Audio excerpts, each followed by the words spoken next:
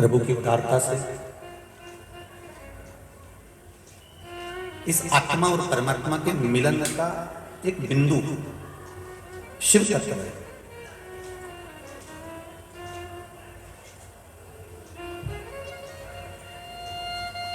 मान लो मानव का शरीर मिल भी गया, मानव की देह प्राप्त हो भी गई, और मानव की देह प्राप्त हो जाने के बाद भी अगर हम परमात्मा की अविरत भक्ति को प्राप्त नहीं कर सके तो फिर हमारा ये संसार सागर में आना तो व्यर्थ रहा। जैसे किसी तीर्थ में गए और किसी तीर्थ में जाने के बाद में, किसी तीर्थ में पहुंचने के बाद में आप बद्रीनाथ चले गए, जगन्नाथ चले गए, द्वारका जी चले गए, रामेश्वरम चले गए, या उज्जैन महाकाल की पावन धरा पर चले गए, पर वहां पहुंचने के बाद यदि आप अपने रिश्तेदारों से तो मिलकर आ गए, कुटुंब वालों से मिलकर आ गए, अपने परिचितों से मिलकर आ गए, पर देवाधिदेव महादेव के दर्शन नहीं करे, या बद्री विशाल भगवान के दर्शन नहीं करे, या हम जिस तीर्थ में गए हैं उस तीर्थ में पहुंचने के बाद हमने उस भगवान का स्वरूप का स्मरण ही नहीं किया, तो फिर उस तीर्थ में जाने से फायदा क्या होगा? उसी तरह मनुष्य की देह मिल जाए, मानव का शरीर मिल जाए, और मानव का शरीर प्राप्त करने के बाद यदि हमने इस मनुष्य शरीर से शिव भक्ति को धारण ही नहीं करा, भगवान शंकर की अविरल भक्ति को हम पहचान ही नहीं पाए, शिव तत्व को हम जान ही नहीं पाए, तो फिर इस मानव शरीर को पाने से मतलब क्या? 83,99,999 जन्म निकाले जाते हैं, तब जाकर यह 84 लाख नंबर का जन्म मनुष्य का प्राप्त होता है।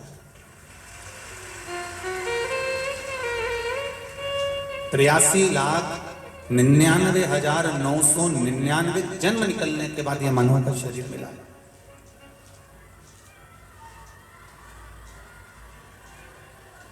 और 83,99,999 जन्म निकल जाने के बाद जब यह मानव का शरीर मिला, तो इस मानव के शरीर को प्राप्त करने के लिए जो 84 लाखवां जन्म मिला है, कोई यह जन्म साधारण नहीं, बड़ी मुश्किल से मिला हुआ। मैंने तेरे ही भरोसे, ओ बाबा तेरे ही भरोसे, हवा विच उड़ती जवानी, बाबा डोर छड़ी ना कटी जवानी, भोले मैं तेरी पतंग, शंभो मैं तेरी पतंग। बाबा से ये निवेदन, अपनी चित्त वृत्ति को धारण करने के लिए, भगवत भजन को धारण करने के लिए, भगवत स्मरण को धारण करने के लिए, शिव भक्ति को धारण करने के लिए यह मानव की देह में है।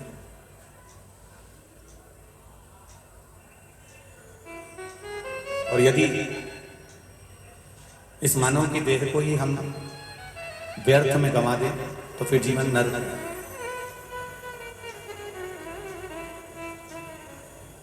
पूरी जिंदगी निकल जाती है मनुष्य की यह जानने के लिए कि हमारा जन्म क्यों हुआ है। कोई आपसे पूछे कि आपका जन्म क्यों हुआ है, किस लिए पैदा हुआ, किस लिए जन्म हुआ, आपके और हमारे जन्म का कारण क्या है? क्यों मृत्यु लोक में आ गए, क्यों जमीन पर जन्म हो गया, क्यों पृथ्वी पर आ गए?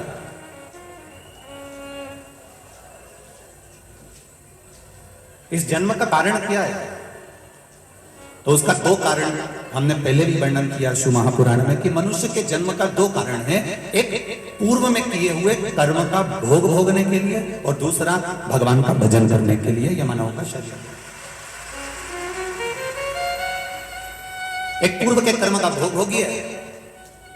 अगर आपने पूर्व में अच्छा कर्म करा है तो आपको आज अच्छा मिल गया।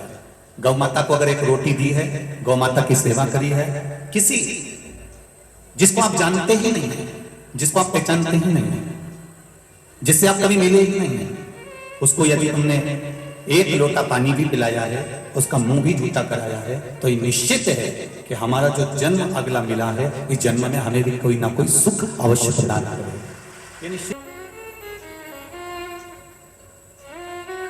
ये जो सास और बहू के जो रिश्ते होते हैं, देवरानी और जेठानी के जो रिश्ते होते हैं, कुटुंब और परिवार के जो संबंध होते हैं, रिश्ते होते हैं, शिव महापुराण की कथा कहती है ये जो रिश्ते बनते हैं ये हमारे पूर्व के कर्म के अनुसार बनते हैं।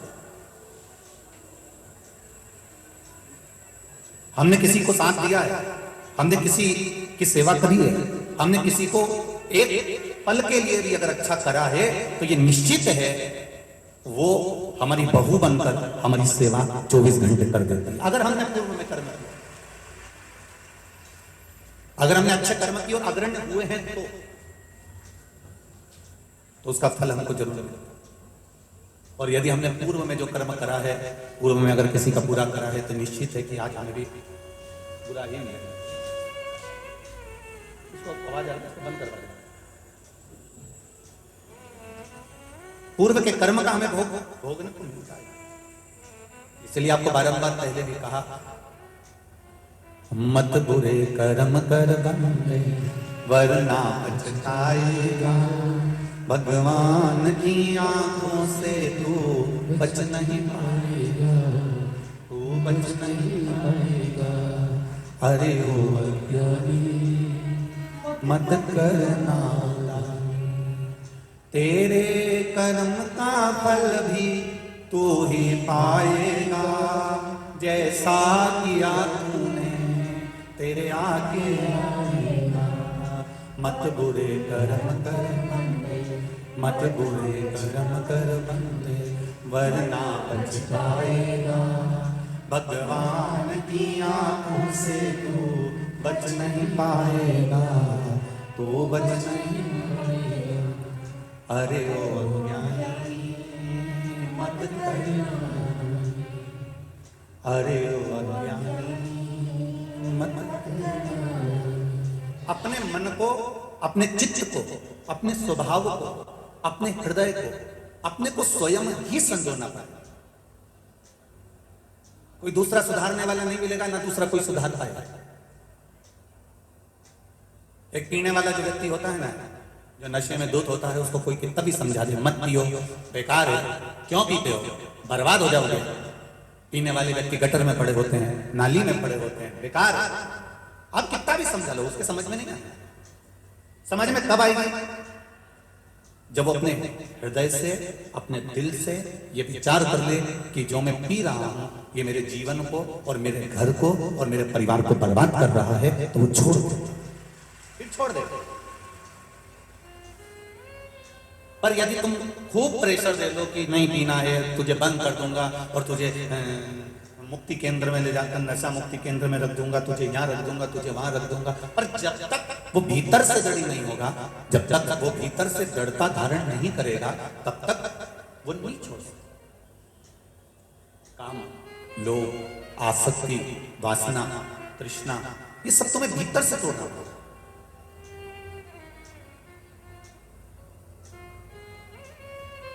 अभी कथा में आए हो, 2 बजे कथा चालू हुई, तुम सुबह 8 बजे से कंगी पार्टी का पूरा के तैयार मैयार हो हुआ था और पहुंच गए। किसी ने तो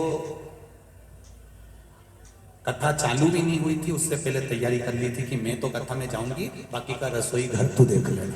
किसी ने कर ली। व्रत कर शिव जी को 1 लोटा जल चढ़ाकर, शंकर भगवान को 1 बेलपत्री समर्पित कर, ओम नमः शिवाय पंचाक्षर मंत्र बोलकर, षडाक्षर मंत्र ओम नमः शिवाय बोलकर, श्री शिवाय नमस्तुभ्यं बोलकर, महामृत्युंजय मंत्र का जाप कर, गौरी शंकर बोलकर, भगवान शिव का जो तुम नाम जाप कर रहे हो, भगवान शंकर का जो तुम गुणगान कर रहे हो, शिव नाम में जो तुम डूबे हुए हो, शंकर की भक्ति में जो तुम डूबे हुए हो, 1 लोटा जल तुम शिव जी को समर्पित कर रहे हो, या किसी भी रूप में तुम शंकर भगवान की भक्ति कर रहे हो, तो ये विचार कर रखना, ये तुम्हारी उस समय की तैयारी है जिस समय पर तुम्हारे जीवन में कोई कष्ट आया तो तुम्हारा महादेव तुम्हारे सामने आकर खड़ा है।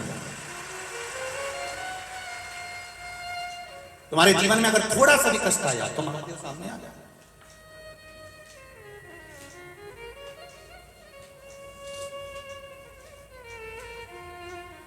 विपरीत परिस्थिति में शिव तुम्हारे साथ में है। एक पत्र आया है, देखिए।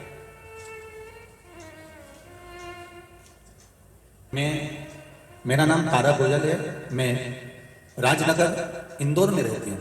गुरुजी, मेरा बेटा पिछले 2 साल से सरकारी नौकरी की परीक्षा पास करने के लिए प्रयासरत था और फिर उसने पुनः नौकरी के लिए अप्लाई करा। तब सरकारी नौकरी की परीक्षा बाबा की कृपा से पास कर लिया था, परंतु उसकी नौकरी का आदेश नहीं आ रहा था, जिससे मेरा बेटा व मेरा परिवार बड़ा हताश हो चुका था। 2 साल से परेशानी चलते चलते मुझे मेरी भाभी के माध्यम से पता चला कि शिव महापुराण की कथा सुनो। मैं पिछले 1 वर्ष से टीवी के माध्यम से नियमित कथा सुन रही हूँ। मैंने भी पशुपतिनाथ का व्रत किया। आपके द्वारा कथा में बताए गए पूजा एवं विधि का गुरुजी शिव जी की ऐसी कृपा हुई कि मेरे बेटे का सरकारी नौकरी का आदेश आ गया और मेरे बेटे की सरकारी नौकरी। बैठिए बहन जी। श्री शिवाय नमस्ते। तेरी कृपा बिना ना हिले एक भी लेते हैं श्वास, तेरी कृपा से तनु आपका चित्र। उन्होंने पशुपतिनाथ का व्रत किया, शिव जी का 1 लोटा जल चढ़ाया, भगवान शंकर को समर्पित करा। और एक निवेदन आप सबसे, जल तो चढ़ाना पर छल से मत चढ़ाना। अगर छल कर कर किसी का हमें बुरा करना है तो हमने जल चढ़ा दिया, या मेरे घर में मेरे को इसका बुरा करना है तो जल चढ़ा दिया, या मन में कोई कपट रखकर, कोई पाप रखकर, कोई छल रखकर, कोई बेईमानी रखकर, कोई भीतर प्रपंच रखकर यदि हम शिव जी को 1 लोटा जल भी चढ़ा रहे हैं तो उसकी कोई महत्वता नहीं। निष्कपट भाव, निर्मल मन से, निर्मल हृदय से आप शिव जी को रिझाइए। और जब निर्मल मन से आप भगवान का भजन करेंगे तो ये निश्चित है कि आपको वो कथा का रसतत्व प्राप्त होगा। आज शुक्ला परिवार विधायक श्री संजय जी शुक्ला जी की जो मित्र मंडली कथा करा रही है, इस कथा का मूल उद्देश्य है आपके जीवन में भगवान शंकर की अविरल भक्ति प्राप्त करना। ये संजय शुक्ला मित्र मंडली का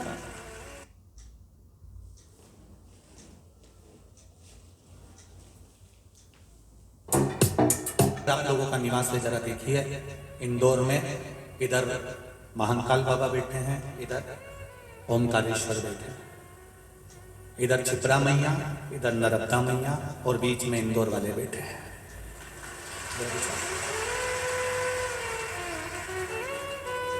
हम सब दूर कहते हैं, आपने हमारी कथा में भी कई बार सुना होगा कि दुनिया में भोजन और भजन का अगर कहीं सुख है तो वो इंदौर की पवित्र धरा है।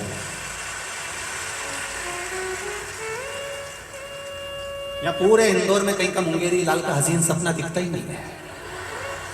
पूरे इंदौर के लोग जितना इनको खाने का शौक है उतना इनको खिलाने का शौक है। ये नियम है इंदौर का।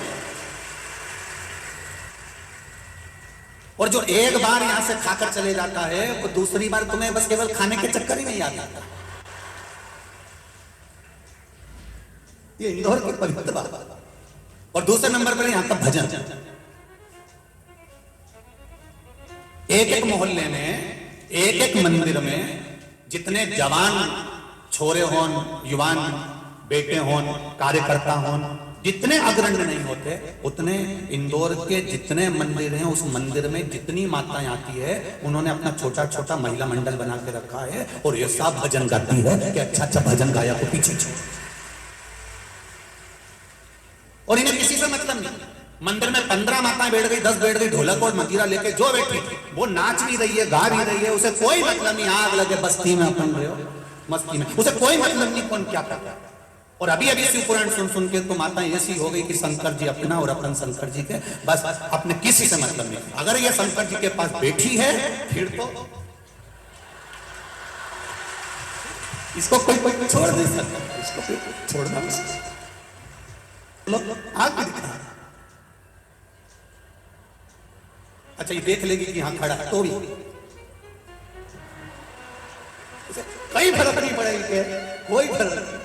आग लगे बस्ती में, अपन बड़े मस्ती में। इनको लगता है मेरे महादेव मेरी जागीर है, तो शंकर जी भी कहते हैं मेरी जागीर मेरा भक्त है। ये निश्चित है, कोई मतलब।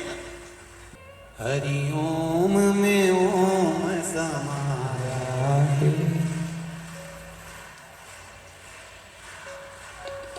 हरि ओम में ओम समाया है, मेरा भोला नगर में आया है। हरि ओम में ओम समाया है, मेरा भोला नगर में आया है। हरि ओम में ओम समाया है, मेरा भोला नगर में आया है। हरि ओम में ओम समाया है, मेरा भोला नगर में आया है।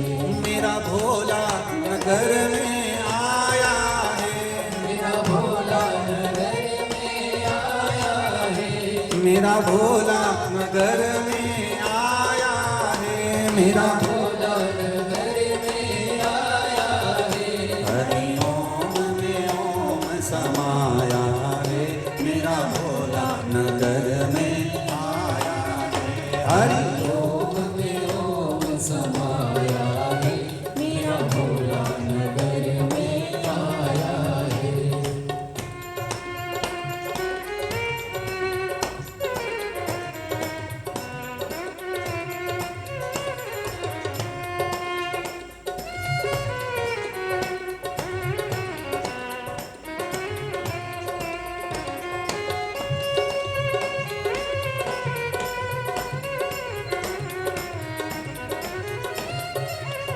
भोले के मस्तक पे गंगा है, मेरे भोले के मस्तक पे गंगा है। मेरे भोले के मस्तक पे गंगा है, मेरे भोले के मस्तक पे गंगा है। ओ गंगा में ओम समाया है, मेरा भोला नगर में आया है। मस्तक में ओम समाया है, मेरा भोला नगर में आया है। हरि ओम में ओम समाया है, मेरा भोला नगर में आया है। हरि ओम में ओम समाया है, मेरा भोला नगर में आया है।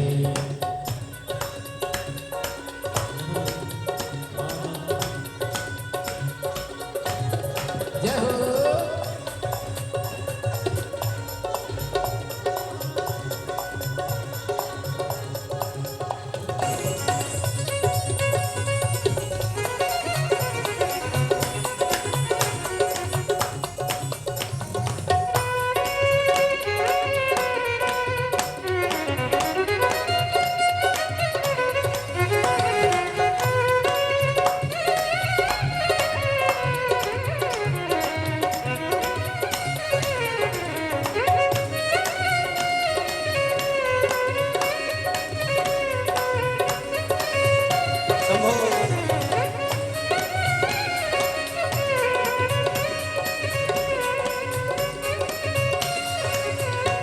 मेरे भोले के मस्तक पे चंदा है, मेरे भोले के मस्तक पे चंदा है। मेरे भोले के मस्तक पे चंदा है, मेरे भोले के मस्तक पे चंदा है। चंदा में ओम समाया है, मेरा भोला नगर में आया है।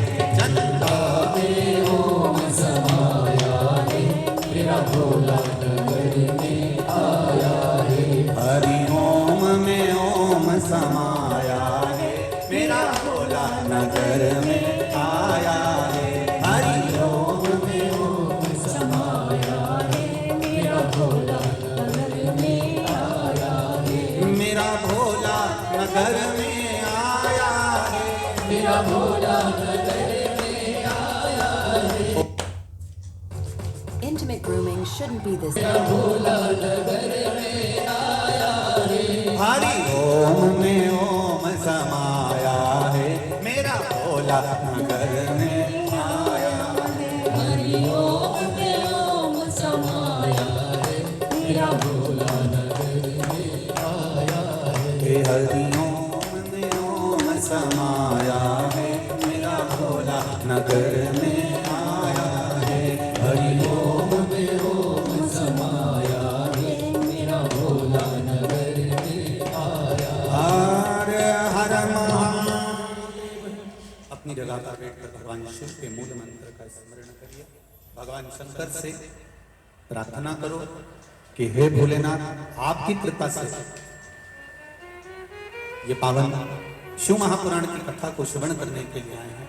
तेरी कृपा, तेरी उदारता, तेरी दया, तेरी करुणा सदा बना। भाव से कहिए श्री शिवाय नमस्तु, श्री शिवाय नमस्तु, श्री शिवाय नमस्तु, श्री शिवाय नमस्तु, श्री शिवाय नमस्तु। भोला सब दुख काटो, ओ भोला सब दुख काटो। शिव शंकर जपो तेरी माला, भोले बाबा जपो तेरी माला। भोला सब दुख काटो भारा, ओ भोला सब दुख काटो। शिव कथा का अपने चित्त को, अपने मन को, स्वयं को समझाना पड़ेगा। इसको दूसरा कोई समझा नहीं सकता, इसको दूसरा कोई सुधार नहीं सकता। एक देवराज नाम का ब्राह्मण, जो ब्राह्मण घर में जन्म जरूर लिया पर ब्राह्मण कर्म से वंचित हो गया। एक जन्म ले लेना अलग बात है और कर्म से वंचित हो जाना एक अलग बात।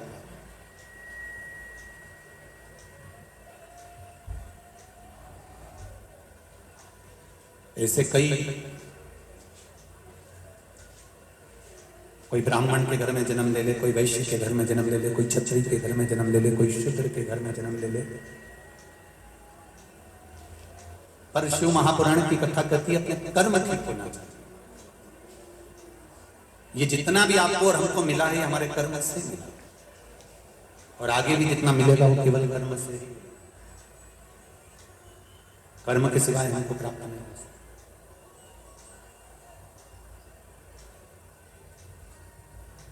देवराज नाम के ब्राह्मण की जो माता थी वो शिव की उपासक थी।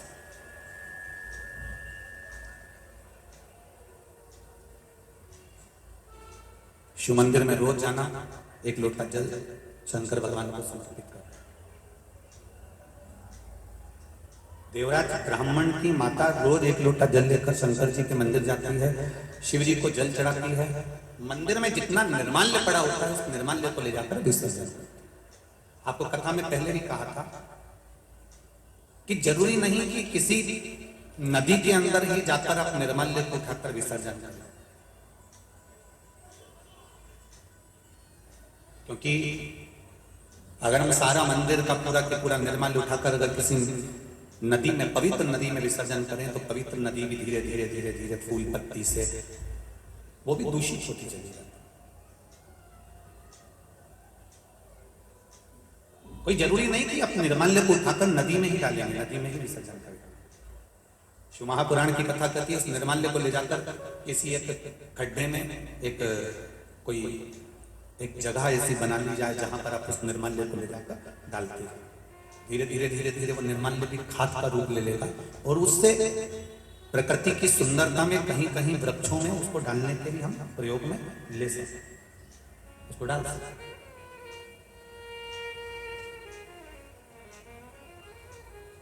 आपको पहले भी कथा में कहा, फिर कह रहे हैं, किसी भी शिव मंदिर में जाओ, दिया लगाओ, अगरबत्ती लगाओ, धूपबत्ती लगाओ, तुम्हारी मर्जी पड़े, तुम बेलपत्री चढ़ाओ, धतूरा चढ़ाओ, या चावल का दाना चढ़ाओ, या पुष्प चढ़ाओ, या तुम्हारा मन पड़े जो तुम चढ़ाओ। पर उससे बड़ा है शंकर मंदिर में जाकर, भगवान शंकर के शिवालय में जाकर, शिवालय के अंदर पहुंचकर दिया लगाने से, धूपबत्ती, अगरबत्ती या चावल या बेलपत्र चढ़ाने से भी ज्यादा फल मिलता है शिव मंदिर में जाकर, शिवालय में जाकर। शंकर मंदिर के आसपास अगर कोई निर्माल्य पड़ा हो या कोई गंदगी हो रही हो, उसको साफ कर देने से भी हमारे जीवन की राहें साफ हो जाती। आप शिव मंदिर में जाकर केवल आप ज्यादा कुछ नहीं कर सकते, तो एक नियम बना सकते हो कि मैं शंकर जी के मंदिर में जाकर भगवान शंकर का मैं मंदिर साफ करूंगी, या निर्माल्य उठाकर विसर्जन करूंगी, या उसको आप जाकर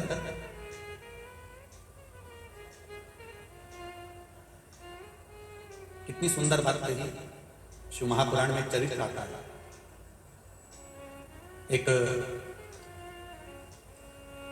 नरसिंह पुराण का चरित्र है। नरसिंह पुराण में वर्णन आता है कि एक बार माता पार्वती जी अपने पतियों के साथ में भ्रमण पर चल रहे,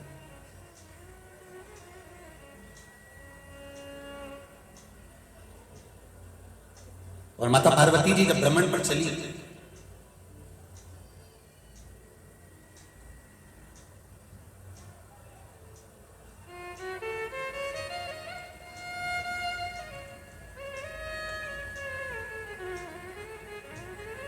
जब माता पार्वती जी भ्रमण पर जा रही चल रही,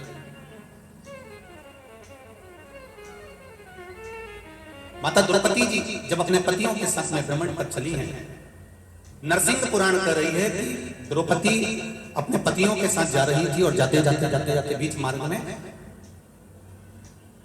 कोई दो असुर, कोई दो राक्षस ऋषि का रूप रखकर आ गए, और संत का रूप रखकर वो पांडवों के रास्ते को भटकाया, पांडवों के मार्ग को भटकाया।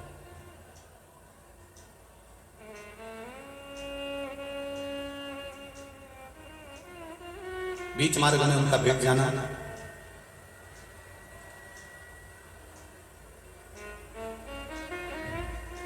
शंभो शंभो, बीच मार्ग में उनका भेट जाना, और दो मुनि का वेश धरकर, ऋषि का वेश धरकर, दो संत का वेश धरकर उन्होंने पांडवों के मार्ग को भटका दिया, पांडवों के मार्ग को चित चले आगे बढ़े।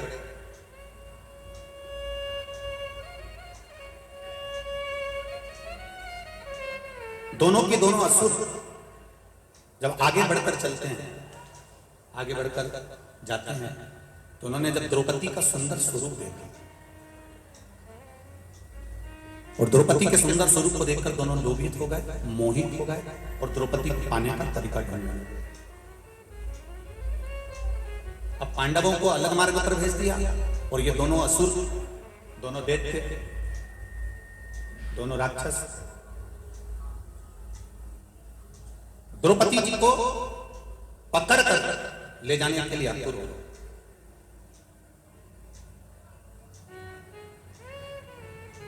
जब दोनों ले जाने के लिए आतुर हुए, इतने में अर्जुन को मालूम पड़ा कि द्रौपदी को कोई हाथ पकड़कर खींच कर लेकर जाता है। अर्जुन पीछे पीछे भागे, और अर्जुन पीछे पीछे भागकर द्रौपदी को बचाने के लिए जैसे दौड़े, दौड़ते से उन्होंने द्रौपदी को बचाने के लिए असुर का, राक्षस का हाथ पकड़ा, और उसको द्रौपदी को छुड़ाने लगे। बस छुड़ाते से वो जो असुर था बहुरोमा, जिसका नाम था बहुरोमा दैत्य, उस दैत्य ने भगवान विष्णु जैसा स्वरूप धारण कर, नारायण सा स्वरूप हो गया। अर्जुन देखकर आश्चर्य कर गया। अर्जुन ने पूछ लिया कि बहुरोमा,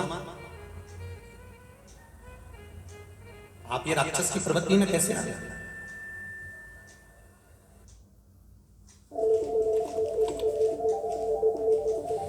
आप राक्षस की प्रवृत्ति से छूटे, द्रौपदी का हरण करते करते मैंने आपका स्पर्श करा, आपको मारने के लिए आतुर हुआ, और आप भगवान विष्णु जैसा स्वरूप आपने धारण कर लिया। बहुरोमा ने कहा, मैं चंद्रवंशी राजा था, मेरा नाम जयध्वज था। इससे पहले भी मैं एक ब्राह्मण के घर में जन्म लिया।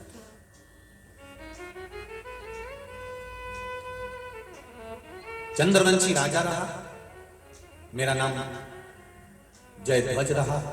मेरा एक नियम था, शंकर जी के मंदिर में जाकर केवल झाड़ू लगाना, पोछा लगाना, कोई वस्तु पड़ी उसको उठा लेना या मंदिर को लीपन कर देना।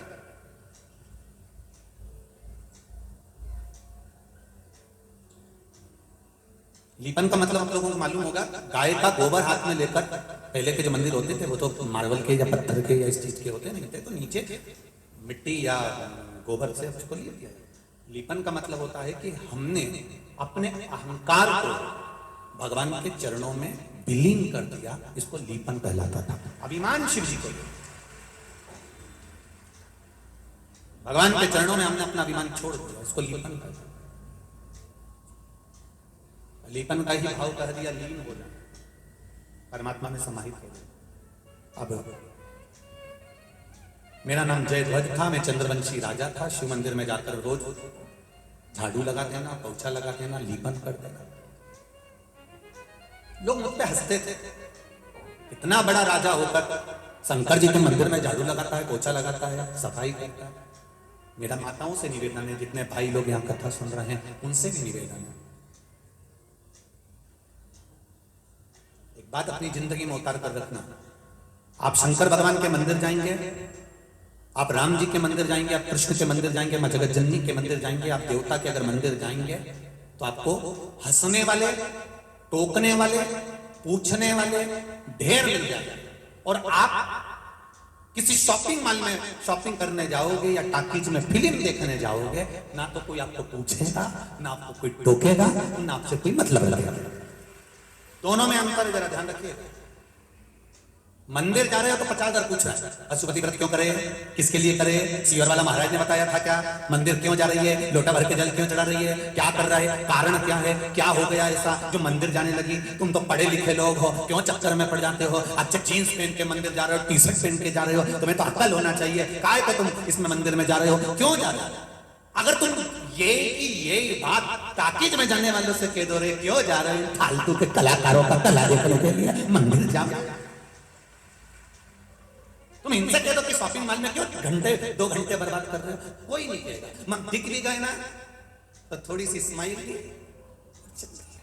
उससे ज्यादा कुछ।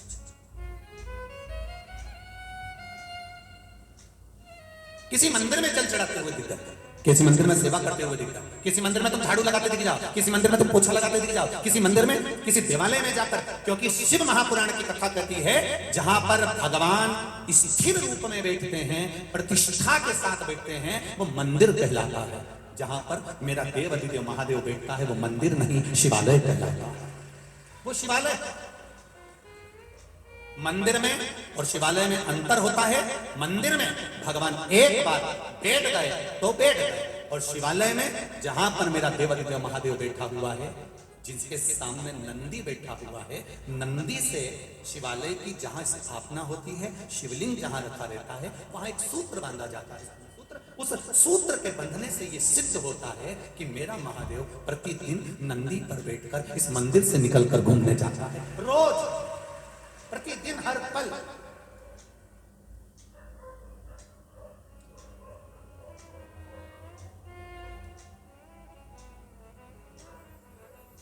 हमारा गुरु घर यही नजदीक में ही है, लाल हॉस्पिटल के पीछे श्री गोवर्धन नाथ जी की हवेली, हमारा गुरु घर है।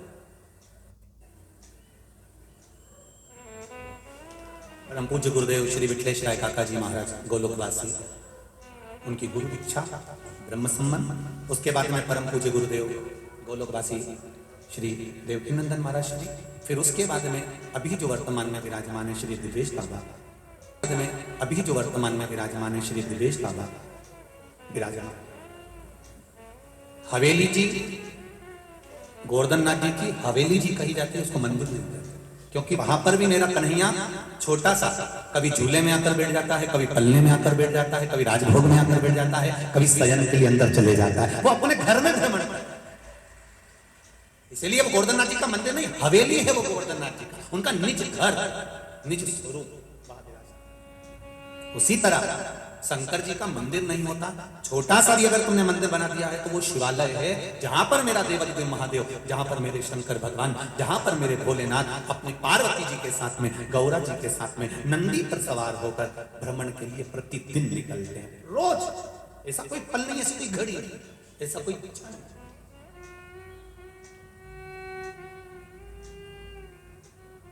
मेरा नाम जय ध्वज है और मैं जय ध्वज शिव जी के मंदिर में आराधना करता था, शंकर जी के मंदिर में पूजन करता था, शंकर की आराधना में लीन रहता था, शंकर की भक्ति में लीन रहता था।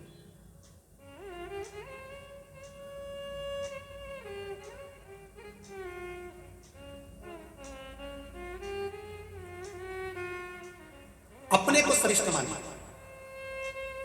और अपने आप को विद्वान मानना या अपने आप को श्रेष्ठ मानना, बाकी के किसी को आप सम्मान नहीं देना, इससे मेरी गति कर रही है।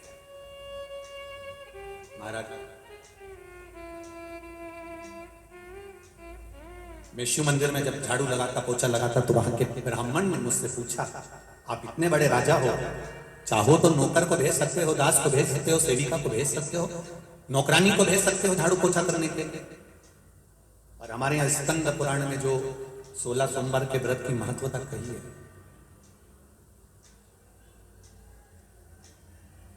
स्कंद पुराण में जो 16 सोमवार के व्रत की महत्वता कही गई, उसमें वर्णन आता है कि राजा ने रानी से कहा था कि पूजन का सामान ला के रख दो, और उसने किसको भेज दिया था? बोलो जरा जी, बोलो जी, दासी को भेज दिया। क्या हुआ? रानी से कहा गया तो रानी ने दासी को भेजा था, तो दासी को जब भेज दिया, रानी को जगह जगह ठोकर खाना पड़ा। तो राजा कह रहे हैं, ब्राह्मण देवता से ब्राह्मण कह रहे हैं कि आप इतने बड़े राजा, लाओ मैं सेवा कर देता हूं, आप इतने बड़े राजा, ये झाड़ू लगाने आते हो, पोछा लगाने आते हो।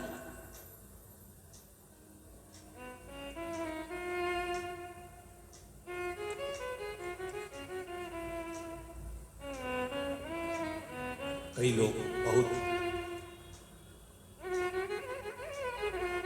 अभी कानपुर की कथा में कहा था, जब व्यक्ति बहुत उन्नति की सीढ़ी पर चढ़ जाता है, बहुत धनपति बन जाता है, बहुत ऊंचे सिंहासन पर या बहुत ऊंचे पद पर बैठ जाता है, तो उसकी दो चीजें चली जाती है, एक रोटी और एक हंसी। ये दोनों चीजें धीरे धीरे कम होती चली जाती है। रोटी खाने का समय नहीं मिलता और अपनों के साथ में बैठकर हंसने का समय नहीं मिलता, क्योंकि पद प्रतिष्ठा में इतना ऊंचा बैठ जाता है, इतना ऊंचा बैठ जाता है। उसकी रोटी भी कम हो गई और उसकी हंसी भी कम हो गई। अच्छा, हमारे शास्त्र कहते हैं उसकी रोटी और हंसी कम हो जाती है, पर हम तो कहते हैं साथ में उसकी ताली भी कम हो जाती है, उसका भजन भी कम हो जाता है, उसका स्मरण भी कम हो जाता है। तुम देखना, बहुत साधारण सा जो व्यक्ति होगा ना, कथा में बैठ जाएगा, खूब एंजॉय करेगा, खूब नाचेगा, कथा भी सुनेगा, जहां मर्जी बड़दी में बैठ गया। और कहीं कहीं की बहुत वीआईपी से साड़ी में 4-6 पिन, इधर से पिन, और सब दूर से लगा, लोगों कर पेंसिल से लाइन खींचने डब्बा भरे, उसके बाद यहाँ से कत्थई, यहाँ से नीली और यहाँ से फुट, और फिर इसको कहीं कथा में ले जाकर बिठा दो। और भजन में, जब भजन में ताली बजाने का नंबर आया,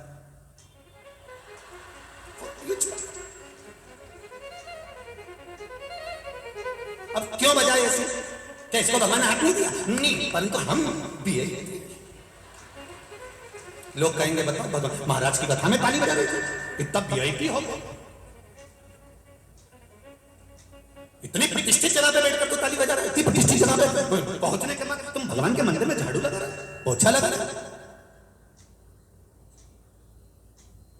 जब बहुत ऊंचे पद पर बैठने के बाद आप शंकर जी के मंदिर में थोड़ी सी सेवा कर रहे हो, तो याद रखना, आप हजारों लोगों को प्रेरणा दे रहे हो कि मैं भगवान के सामने झुक रहा हूं, तो तुम भी झुको। शिव महापुराण की कथा कहती है, 16 सोमवार की कथा कहती है, स्कंद पुराण से निकली हुई सत्यनारायण भगवान की कथा कहती है, स्कंद पुराण से निकली हुई 16 सोमवार की कथा कर रही है, स्कंद पुराण से निकली हुई सत्यनारायण भगवान की कथा कर रही है कि जिस परिवार में भगवान की पूजन कराने के लिए ब्राह्मण देवता आते हैं और ब्राह्मण पूजन की तैयारी करें, उससे पहले घर की नारी, घर के पुरुष को पूजन की थाली लगा लेना चाहिए, अपना आसन ब्राह्मण से ना बिछवाकर खुद बिछाकर बैठना चाहिए। ये हमारा शास्त्र है। पर आज के जमाने में लोगों ने बिगाड़ दिया, आसन भी बेचारे ब्राह्मण देवता लेके चलते हैं, जजमान को यहाँ हम बिछा दे रहे, बैठ गया।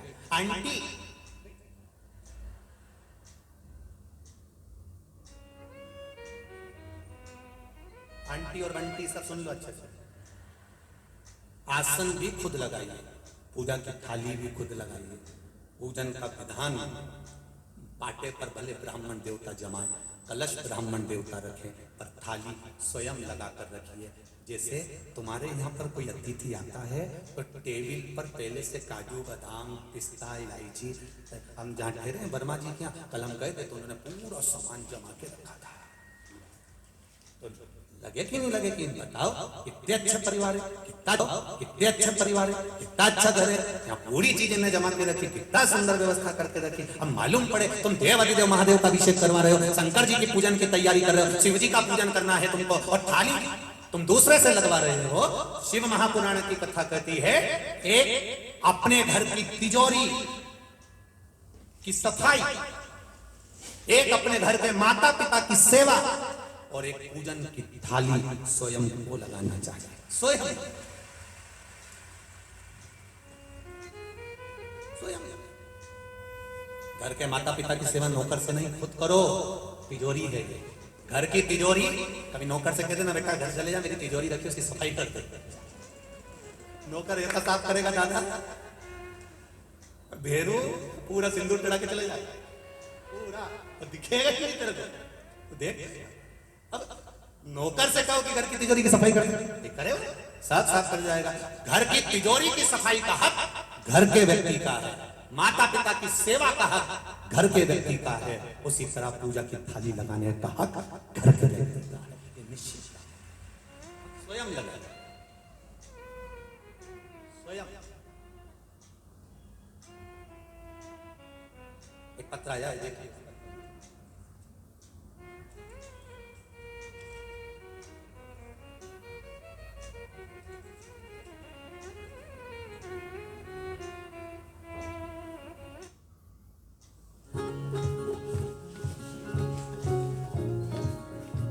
खुशबू श्रीवास्तव है, मैं इंदौर में रहती हूँ गुरुदेव।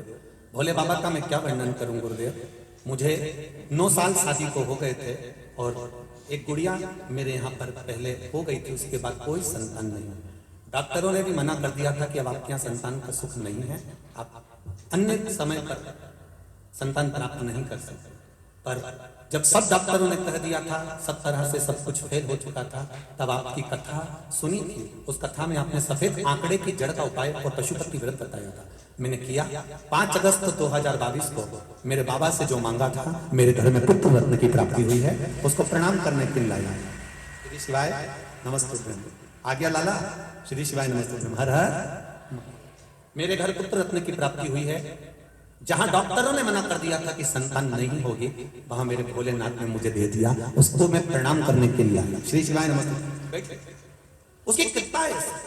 घर में जो सत्ता का भी अगर सुख भोग रहे हो तो ये निश्चित है कि आपने पूर्व समय में जरूर शंकर जी के मंदिर में या तो झाड़ू लगाई होगी, या सेवा करी होगी, या वहां का निर्माल्य उठाकर विसर्जन करा होगा, या पूजा की थाली लगाई, उसका सुख है।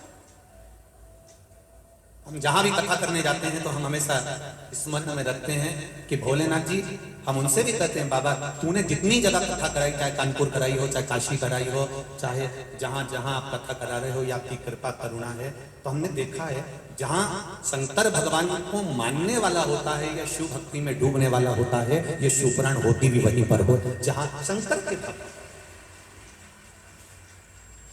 हमने शुरू से देखा है शुक्ला परिवार में, संजय जी शुक्ला जी के इस पूरे परिवार का हमने स्मरण किया है कि इनके परिवार में शंकर का अभिषेक, पूजन, अर्चना और शिव स्तुति आज से नहीं, इनके दादा परदादा के समय से होती आ रही है। ये शिव भक्ति और उसी का फल मिलता है। भारत जय ध्वज ने कहा कि ब्राह्मण देवता, मैं शंकर जी के मंदिर में झाड़ू लगाता हूँ, पोछा लगाता हूँ, इसीलिए मेरे को आज राजा का राज्य पाठ मिला हुआ है। राज्य पाठ मिला। मैं नहीं छोड़ूंगा नहीं। तो भगवान के मंदिर में सफाई करना क्यों नहीं छोड़ते? शिव मंदिर में झाड़ू लगाना क्यों नहीं छोड़ते? शंकर मंदिर में पोछा लगाना या निर्माल्य उठाकर विसर्जन करना क्यों नहीं छोड़ते? महाराज, पूर्व समय में मैं ब्राह्मण था। जिस ब्राह्मण को मैं उस समय पर रेवत ब्राह्मण था, और रेवत ब्राह्मण एक ऐसा ब्राह्मण जो पूजन नहीं करा सकता। मैं रेवत ब्राह्मण था।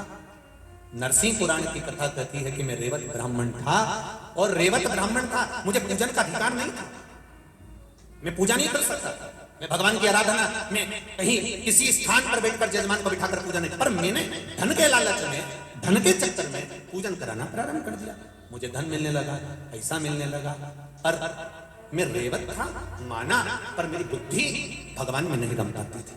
मैं वेश्यावृत्ति में लगा रहता था, जुए में लगा रहता था, गलत काम करता था, गलत चीज में डूबा रहता था। एक बार मैं किसी जगह पर पूजन करा कर आ रहा था।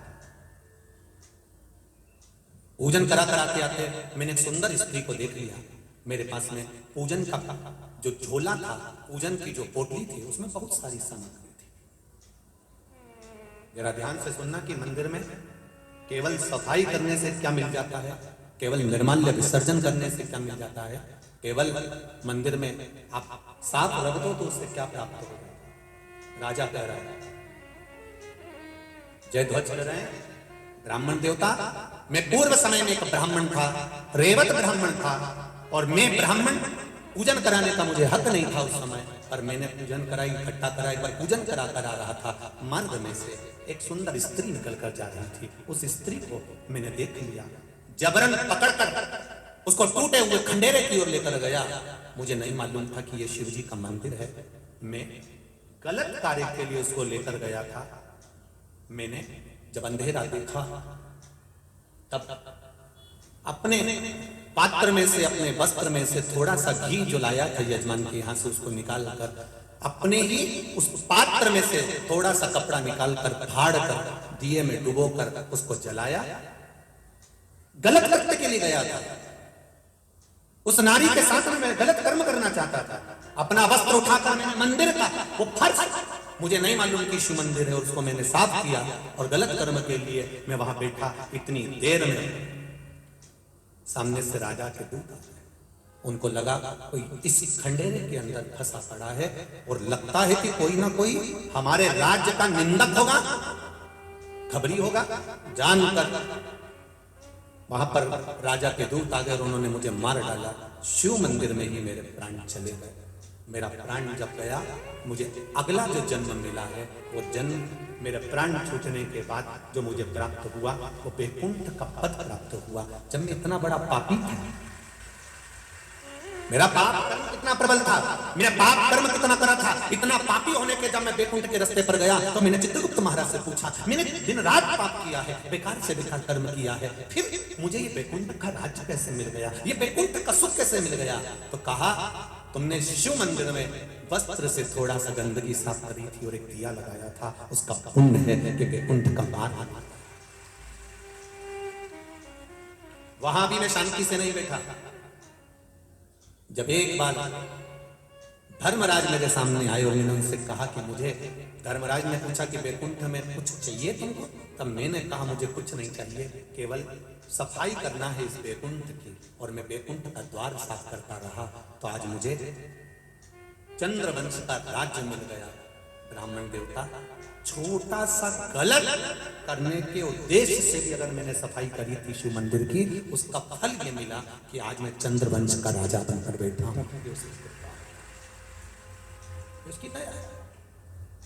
मेरा आप सबसे निवेदन है, जितने भी लोग आस्था चैनल पर कथा सुन रहे हैं, फेसबुक यूट्यूब पर कथा सुन रहे हैं, या जितने ये इंदौर की पावन धरा में बैठकर कथा सुन रहे हैं, आप सबसे निवेदन करूंगा, कभी शंकर के मंदिर में एक लोटा जल लेकर अगर नहीं भी गए, नहीं आप दिया लेकर गए, नहीं आप अगरबत्ती लेकर गए, नहीं आप धूपबत्ती लेकर गए, नहीं आप एक बेलपत्र लेकर गए, तो शिव मंदिर का केवल सफाई कर देने पर भी आपको जो फल मिलेगा, वो फल की गणना तुमने जिंदगी में नहीं करी।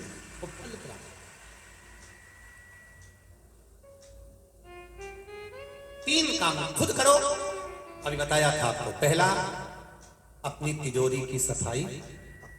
दूसरा, बोलो बोलो जरा, अपने माता पिता की सेवा खुद को करना। और तीसरा, अपनी पूजन की थाली बहू से नहीं कहना आज मेरा पशुपति व्रत है पूजन की थाली लगा दे, नहीं नहीं नहीं, खुद लगाई। पशुपति व्रत में मीठे का भोग लगता है, खुद बनाओ, खुद स्वयं तैयार कर। घर से 3 हिस्से करके मत ले जाओ। मंदिर में जाकर नीचे आपने कागज रखा या दोना रखा या पात्र रखा, 3 हिस्से कर। 6 दिए लेकर जाते हो तो 6 दिए जमीन पर रखो, 5 प्रज्वलित करो, एक वापिस थाली में रखकर लेकर। प्रसाद के बाद में एक हिस्सा लेकर आ, पर खुद निर्माण करो, खुद स्वयं। उसका फल क्या होगा ये आपको मालूम है। देवराज नाम का ब्राह्मण जिनकी माता रोज शिव मंदिर में जाती है, एक लोटा जल चढ़ाती है, शंकर भगवान का भजन करती है, कीर्तन करती है। घर की एक नारी भी अगर शंकर भगवान को एक लोटा जल चढ़ा रही है तो ये अंदाजा लगाकर रखना कि उस जल का फल पूरे परिवार को, कुटुंब को प्राप्त होगा। सारी समस्या का हल एक लोटा जल, मात्र एक लोटा, जो पार्वती जी चढ़ाती थी, जो माता उमा चढ़ाती थी, जो माता सती चढ़ाती थी, जो माता कात्यायनी चढ़ाती थी, चंद्रघंटा, कुष्मांडा, स्कंदा, जितने माता के जन्म हुए हैं। पार्वती जी का जो भगवान शिव जी के साथ विवाह है, ये तो 52 नंबर का, 52 नंबर का, 51 जन्म माता पार्वती के हो चुके और 51 जन्म माता पार्वती ले चुकी थी और 51 जन्म धारण करने पर भी शिव की भक्ति नहीं छोड़ी थी, शंकर का गुणगान नहीं छोड़ा। करो भजन। पत्र है, जिस पत्र में किसी ने लिखा है कि हमारी किडनी लीवर खराब हो गए थे। ये भी पत्र अच्छा है, बाबा की कृपा देखिए। मैं शशि पाटीदार, जूनी इंदौर, जबरन कॉलोनी इंदौर की रहने वाली। कई बेटी हो आप? श्री शिवाय नमस्ते। दोनों हाथ हिला दो एक बार। हर हर महादेव। मेरी बेटी को जन्म से आंखों की रेटिना में तकलीफ है। बेटी आइए साथ साथ। श्री शिवाय नमस्ते। हर हर महादेव। मेरी बेटी को आंखों की रेटिना में तकलीफ है। जुलाई 2022 में, जुलाई के महीने में इसकी आंखों में तकलीफ ज्यादा बढ़ने लगी तो हमने इंदौर के संकरा आई सेंटर में उसकी जांच कराई। डॉक्टर ने कहा कि इसकी दोनों आंखों में इंजेक्शन लगेंगे 2 साल तक। तभी डॉक्टर ने इंजेक्शन लगाने की तारीख 24 सितंबर 2022 दे दी। जुलाई में दिखाया है और सितंबर की तारीख दी है। मैंने जब बात मेरे परिजन को बताई तो मेरी बहन ने कहा, मुझे जो सामने भाभी रहती हैं उनके पास सीहोर का रुद्राक्ष है। मैंने वहां भाभी से रुद्राक्ष मांगा और मेरी भाभी ने कहा, शिव जी के मंदिर पर 1 लोटा जल चढ़ाना, उस पानी को लेकर आना, रुद्राक्ष का जल्दी इसको देना। मेरी बेटी को रुद्राक्ष का पानी पिलाना चालू करा और उसकी आंखों पर भी शिव जी को जल चढ़ाकर वो जल इसकी आंखों को लगाया। शंकर भगवान पर चढ़ाया हुआ जल का आचमन कराया। 22 सितंबर 2022 को अपने परिजनों के साथ सीहोर गई और वहां कुबेरेश्वर बाबा से कहकर आई, बाबा इसकी आंखें ठीक कर दो, बचपन से इसकी आंखें बेकार है। कंकर शंकर को मानकर पूजा करी और बाबा से कहकर, बाबा मेरी बेटी की आंखें तुम ठीक कर दो, ऐसा कहकर आ गई। 24 सितंबर 2022 को इस इंजेक्शन लगाने के लिए डॉक्टर ने इंजेक्शन लगाने का जो कहा था तो इसको लेकर गए। डॉक्टर इसको वापिस इंजेक्शन लगाने के लिए ऑपरेशन रूम के अंदर लेकर गए जहां इसको इंजेक्शन लगना था। वापिस डॉक्टर ने इसकी जांच करी, तकरीबन 1 घंटा जांच करी गई और डॉक्टर ने जांच करने के बाद बताया कि गजब हो गया, इस लड़की की आंखें तो पूरी खराब थी, ये ठीक कैसे हो गई, ये समझ में नहीं आया। बाबू श्री शिवाय नमस्ते। अब ठीक हो आप? हर हर महादेव। बेटी बाबू श्री शिवाय नमस्ते। डॉक्टर ने मना कर दिया, एक भी इंजेक्शन की जरूरत नहीं है इस बच्ची को, आप ठीक हो चुकी है। श्री शिवाय नमस्ते। ये शिव है ओ घड़ी, तेरी कृपा बिना ना हिले।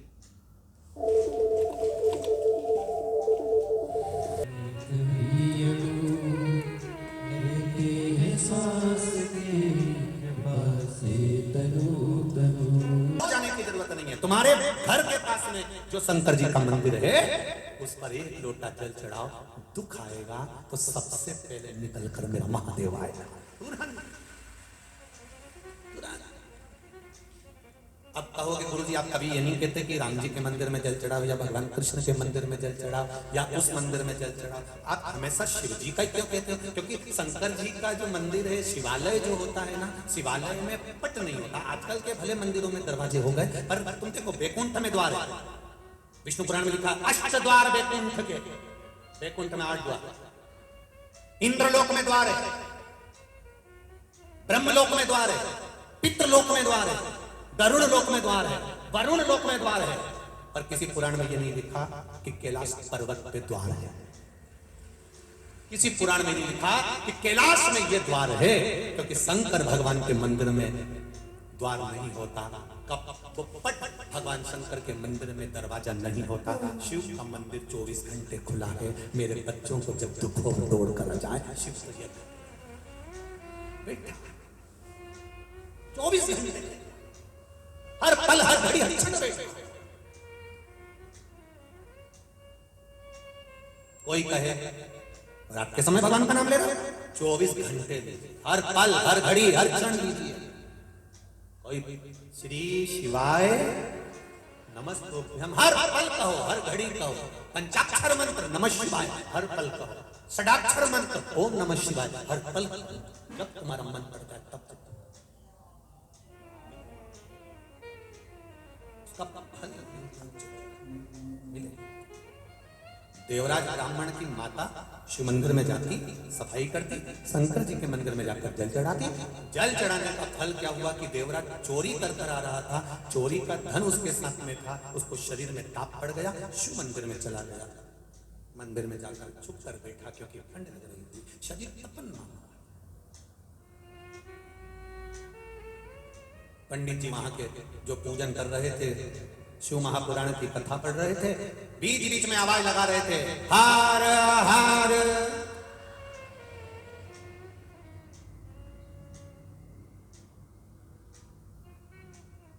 हमने बीच बीच कथा में हर हर महादेव बोलना बंद कर दिया, क्योंकि लोगों के मैसेज और पत्र बहुत आए। उस मैसेज में लोगों ने लिखा था कि हम गाड़ी चलते चलते आपकी कथा सुनते हैं, ऑफिस में काम करते करते कथा सुनते हैं, और आप बोलते हो हर हर महादेव। हम जैसे जम के हाथ ऊपर करते, हमारे ऑफिसर हमको देख के टोक देते। कई बार 2 व्हीलर गाड़ी चला रहे होते हैं और हेडफोन लगा हुआ है और कथा चल रही है, और आपने कह दिया दीन बंधु दयालु दया कीजिए, जो दोनों हाथ उठा के हर हर महादेव नहीं बोले उसको उठा लीजिए। अब भय लगता है कि या तो बोलो या तो फिर मरो, इसलिए फिर गाड़ी को थोड़ी देर रुकना पड़ता है, फिर हर हर बोलना पड़ता। तो हमने अब कथा में बीच बीच में हर हर महादेव बोलना बंद कर दिया। पर तुम्हारा मन करे कभी कभी कथा में तुम्हें पड़ोसन कहीं की सोती हुई दिखे, तो तुम बिल्कुल बेझिझक तुमको छूट एकदम 7 दिन तुम बड़ी आनंद में वो सो रही हो और तुम उसके पास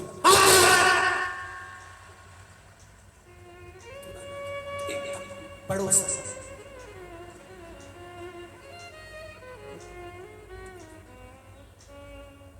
फिर बॉटल निकालेगी पानी की बैग में से। क्या हुआ था? हर हर महादेव। कथा में सो रही है? हाँ, घर पे नहीं सोई थी। रात भर सियोर वाला महाराज दिखा है। कथा में जाऊंगी, कथा में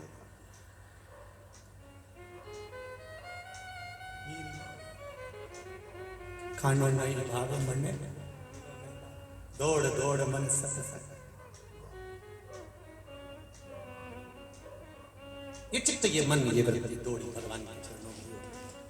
देवराज ब्राह्मण मंदिर के अंदर, ब्राह्मण देवता आवाज लगा दिए। देवराज को लगा मेरा शरीर तप रहा है, आवाज लगा दिए। देवराज को लगा मेरा शरीर तप रहा है, मैं बाहर जाऊं। देवराज ब्राह्मण बाहर आ गए। बेलपत्री के वृक्ष के नीचे देवराज ब्राह्मण बैठे थे, वहीं पर उनके प्राण चले गए।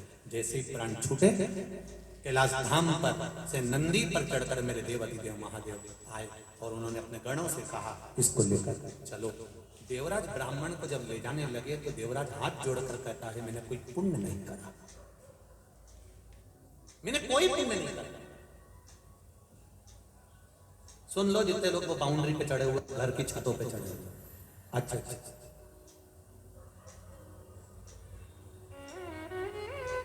आज की स्थिति को देखकर तो लगता है कल तेरा क्या होगा रे कान्हा।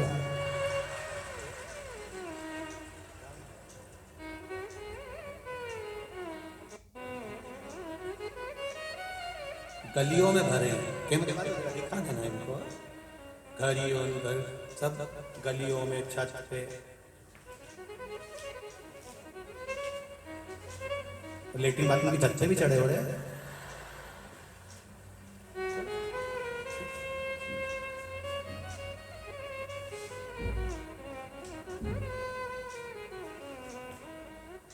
डम डमरू वाला बड़ा है मत वाला, अरे डम डम डमरू वाला बड़ा है मत वाला, डम डम डमरू वाला बड़ा है मत वाला, ओ मत वाला मेरा मत वाला, मत वाला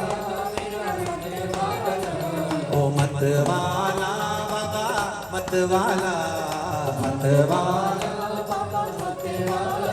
अरे डम डम डमरू वाला बड़ा है मत वाला, डम डम डमरू वाला बड़ा है मत वाला, डम डम डमरू वाला बड़ा है मत वाला, डम डम डमरू वाला बड़ा है मत वाला।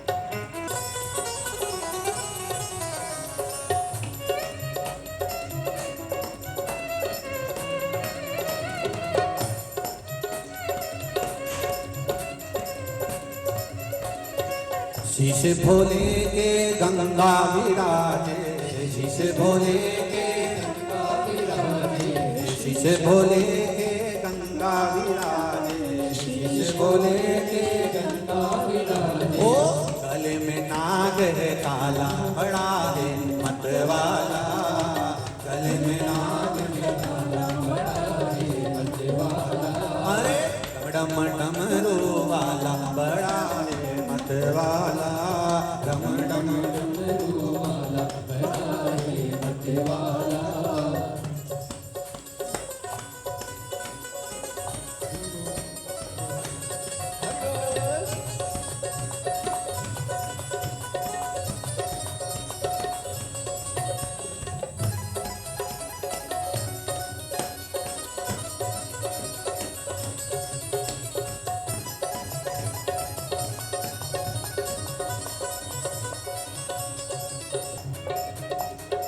पीछे वाले ने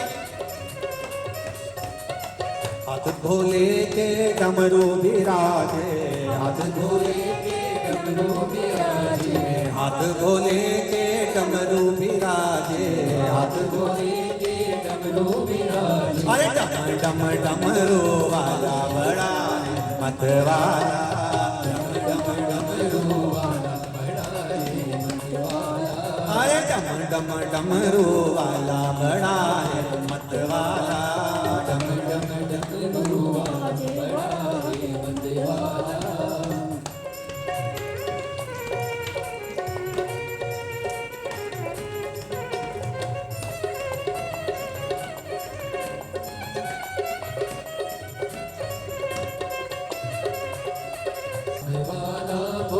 ओ मत वाला भोला मत वाला, मत वाला भोला मत वाला, अरे डम डमरू वाला बड़ा है मत वाला, डम डम डमरू वाला बड़ा है मत वाला, अरे डम डम डमरू वाला बड़ा है मत वाला, डम डम डमरू वाला बड़ा है मत वाला, अरे गले में नाग है काला बड़ा है मत वाला, गले में नाग है काला बड़ा है मत वाला, अरे गले में नाग है काला बड़ा है मत वाला, गले में नाग है काला बड़ा है मत वाला, अरे डम डम डमरू वाला बड़ा है मत वाला, डम डम डमरू वाला बड़ा है मत वाला, बड़ा है मत वाला, बड़ा है मत वाला, बड़ा है मत वाला, बड़ा है मत वाला।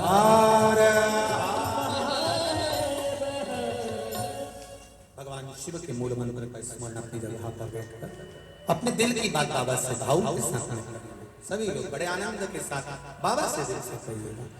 श्री शिवाय नमस्तुभ्यं श्री शिवाय नमस्तुभ्यं श्री शिवाय नमस्तुभ्यं श्री शिवाय नमस्तुभ्यं श्री शिवाय नमस्तुभ्यं भोला सब दुख काटो भार, ओ भोला सब दुख काटो भार। शिव शंकर जपो तेरी माला, भोले बाबा जपो तेरी माला, भोला सब दुख काटो भार, ओ भोला सब दुख काटो भार। शिव कथा कर रहे हैं। देवराज ने कहा कि मैंने जिंदगी में कोई पुण्य नहीं करा, मैंने जीवन में कोई अच्छा काम नहीं किया, मैंने जिंदगी में कोई श्रेष्ठ कर्म नहीं करा, फिर आखिर मुझे कैलाश धाम क्यों मिल गया, वैकुंठ धाम क्यों मिल गया, क्या कारण है उसका? कहा उसका एक ही कारण, तुमने कुछ करा कि नहीं करा, पर तुम्हारी माता ने शिव मंदिर में जाकर एक लोटा जल चढ़ाया है, उसका फल बेटे के भाग्य में आया है, और बेटा बेलपत्री के पेड़ के नीचे प्राणों को त्यागा, इसलिए उसका यह फल मिला।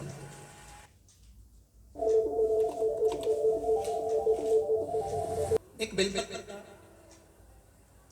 जो ये पत्ता होता है, जिसमें ब्रह्मा विष्णु महेश तीनों होते हैं, 64 योगनियां देवियां भी इसमें विराजमान है, और 33 कोटि देवी देवता भी इसमें विराजमान है।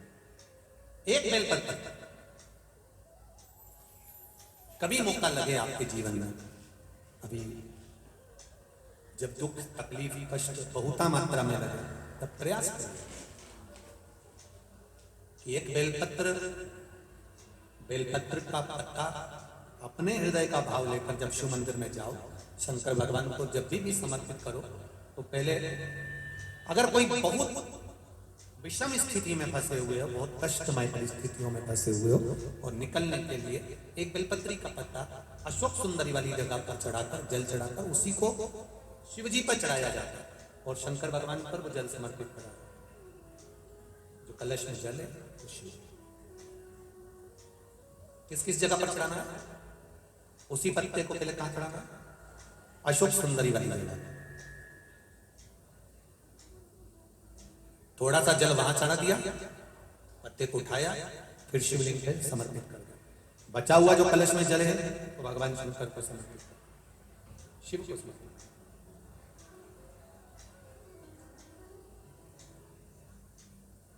अभी रखो, कथा के विराम पर लेते हैं।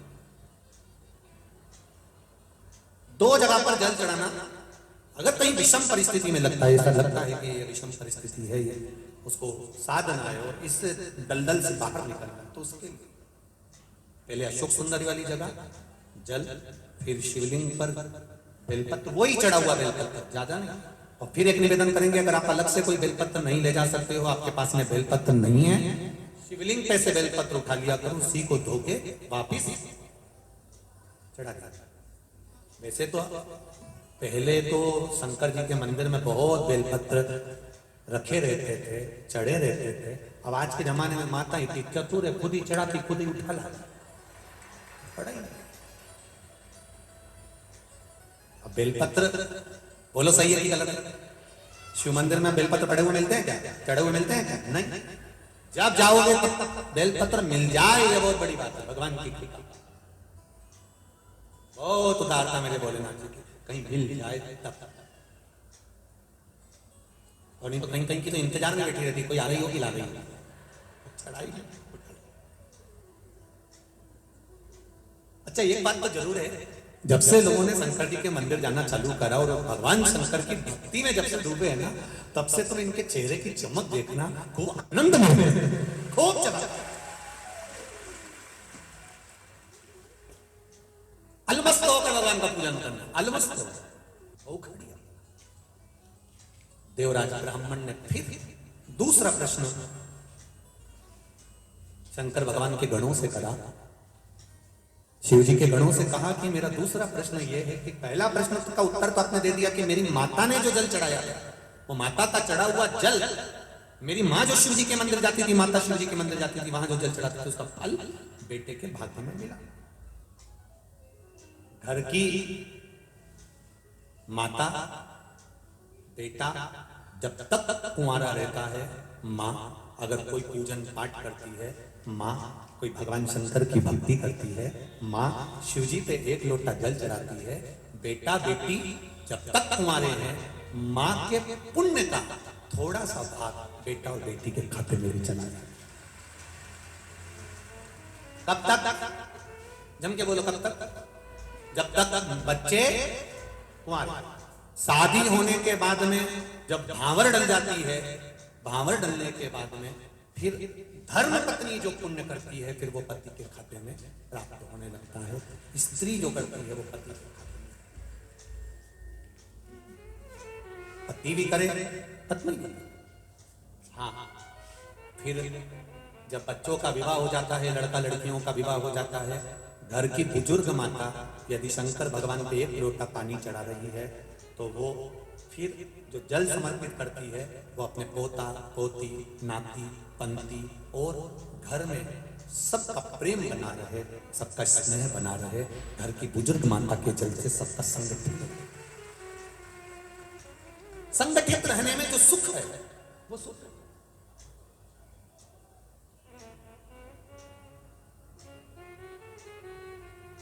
आते गए तो हमें सुदामा और भगवान कृष्ण की कथा याद आ गई। भगवान कृष्ण ने सुदामा जी से कहा था, तू इतने दिन बाद द्वारका आया है, मैं तेरा छोटा भाई हूं। कृष्ण कहते हैं तेरी बहू में तुझे प्रणाम करना चाहती है। भगवान सुदामा जी ने कहा, बोला ना, इनको क्या मालूम था कि किस हमको भी क्या मालूम था कि हमने परिवार चलाया था, अब वो तो आती गई। सुदामा जी भी आशीर्वाद देते गए, अखंड सौभाग्यवती भाव, आंदो अखंड सौभाग्यवती भाव। 1920 होंगी, इससे ज्यादा थोड़ी होंगी। अखंड सौभाग्यवती भाव, अखंड सौभाग्यवती भाव, अखंड सौभाग्यवती भाव, अखंड सौभाग्यवती भाव। अब तुम भी जरा दोनों हाथ उठा के अखंड सौभाग्यवती भाव इसको जरा बोलते जाओ, जरा 16,108 बार। अब सुदामा जी 25-50 बार बोल दिया, अखंड सौभाग्यवती भाव, अखंड सौभाग्यवती भाव, अखंड सौभाग्यवती भाव। थोड़ी देर बाद सौभाग्यवती भाव, सौभाग्यवती भाव, सौभाग्यवती भाव, सौभाग्यवती भाव, सौभाग्यवती भाव, सौभाग्यवती भाव, भाव भाव भाव भाव 25-50 हो हो हो हो। आखिरी में सुदामा जी कन्हैया जी से बोले, ये सब तेरी है अपनी है, चलने दे। दादा सुदामा जी बोले, मुझे मेरे घर छोड़िया, अगर इन सबको आशीर्वाद दे दिया तो मेरी घरवाली को आशीर्वाद की जरूरत पड़ जाएगी, तो मुझे छोड़ दिया दादा, मैं नहीं दे सकता। भगवान कृष्ण बोले, सुदामा अभी तो तेरी बहुएं आई हैं, इसके बाद तेरे भतीजे आएंगे। सुदामा जी ने पूछा कितने हैं, तो कि एक रानी के 11,11 1,77,186। सुदामा बोले, मुझे मेरे घर पहुंचा दे दादा, पूरे घर पहुंचा दे, पूरे इंदौर वालों को बुला लिया। अभी हमको भी लग रहा था, संजय भैया बोले परिवार वाले प्रणाम करेंगे, हमने कहा थोड़ी देर बाद मालूम पड़ा कि कहीं पूरा 1 नंबर का तो। और वास्तवता जो भी जिस पद पर रहता है उसके अनुसार उसका जो क्षेत्र रहता है वो क्षेत्र हल्का नहीं होता, उसका परिवार होता है, ये निश्चित जिसका परिवार। दूसरा प्रश्न पूछा गया, दूसरा प्रश्न क्या पूछा देवराज ने? कहा महाराज मान लो मेरी माता का पुण्य मुझे प्राप्त हुआ और मैं कैलाश धाम जा रहा हूं, पर मैंने कुछ देर की शिव महापुराण की कथा एक ब्राह्मण बाज रहे थे, मैंने सुनी थी, शरीर में ताप हो रहा था, कथा तो सुनाई नहीं दी, पर महाराज चिल्लाए थे क्या? हर हर महादेव। जब महाराज ने आवाज लगाई थी वो हर हर महादेव का शब्द मेरे कानों में गया था, उसका मुझे क्या पुण्य मिलेगा वो बता दो। भगवान शिव के गणों ने तो कुछ नहीं कहा। तब उसी समय पर भगवान शिव ने आकर नंदी का जो मुख में लगने वाली नाल थी वो पकड़ी, रस्सी को पकड़ा और रस्सी पकड़कर देवादिदेव महादेव लेकर सीधे बैकुंठ चले गए। बैकुंठ से ब्रह्मलोक चले गए, ब्रह्मलोक से इंद्रलोक चले गए, इंद्रलोक से गरुड़ वरुण लोक होते हुए पितृलोक होते हुए पितरों के वहां से फिर वापिस कैलाश धाम चले गए। देवराज ने पूछा, मैंने प्रश्न किया था आपसे बाबा, आपके गणों से प्रश्न किया था, हर हर महादेव जो मैंने सुना था उसका क्या फल होता है? शिव जी ने कहा, उसी का फल था कि शंकर तेरे नंदी को पकड़कर तुझे नंदी पर बिठाकर भगवान विष्णु और ब्रह्मा का दर्शन करा देता है। ये हर हर महादेव का एक फल है। आप शिव मंदिर हो, कथा हो, भजन हो, कीर्तन हो, संकीर्तन हो, वहां पर शब्दों का जो संबोधन होता है उसकी मूल तक उसका महत्व है।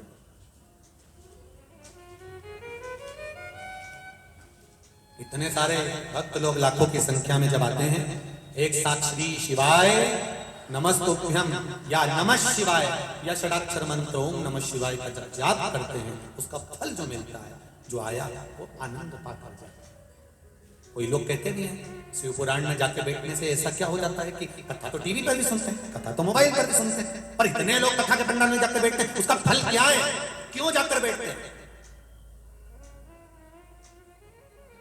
गंगा नदी दिख रही है, दर्शन कर लिए, प्रणाम कर लिया, उसका फल मिलेगा। टीवी पर दर्शन करे तुमने गंगा जी का, उसका फल मिलेगा। टीवी पर आरती का दर्शन करा, उसका फल मिलेगा। टीवी पर कथा सुनी, सत्संग सुना, भजन करा, उसका फल मिलेगा।